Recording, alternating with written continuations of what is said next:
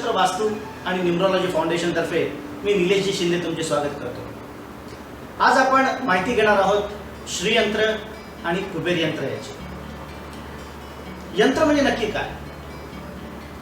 ज्याच्या वापराने किंवा ज्याच्या उपयोगाने माणसाच्या जीवनातील त्रास कष्ट कमी होतात त्याला यंत्र असे म्हणतात। आपल्या नेहमीच्या जीवनामध्ये आपण वेगवेगळे यंत्र वापरत असतो, मग ते वॉशिंग मशीन असो, मोबाईल असो, मोटर कार असो वगैरे वगैरे, जी आपल्या आयुष्यातील कष्ट कमी करतात। अगदी त्याचप्रमाणे यंत्रशास्त्रात देखील काही यंत्र सांगितलेली आहेत, जी आध्यात्मिक यंत्र आपल्या जीवनातले वेगवेगळे त्रास कमी करताना दिसून येतात। आणि या यंत्रांमध्ये सर्वात महत्त्वाचं यंत्र कुठलं असेल तर ते आहे श्रीयंत्र।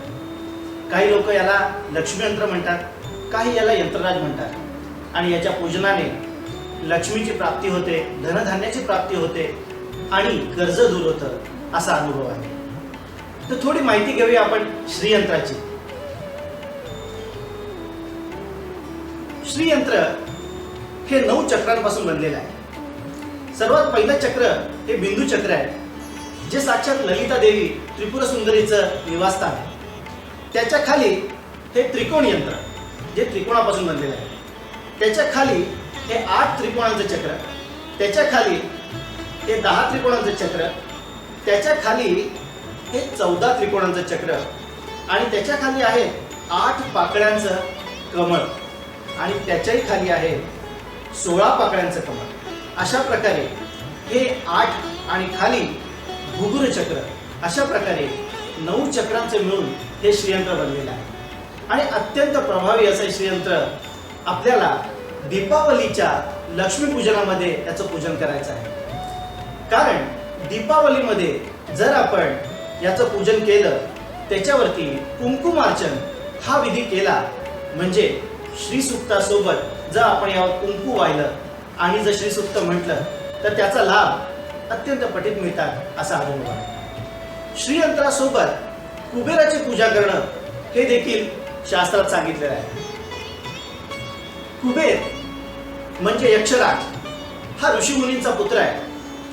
देवांच्या धनधान्याचं रक्षण करण्याचं काम हे कुबेर करतात आणि म्हणूनच आपल्या धनधान्याचं रक्षण करण्याची विनंती आपण या कुबेराला करायची असते।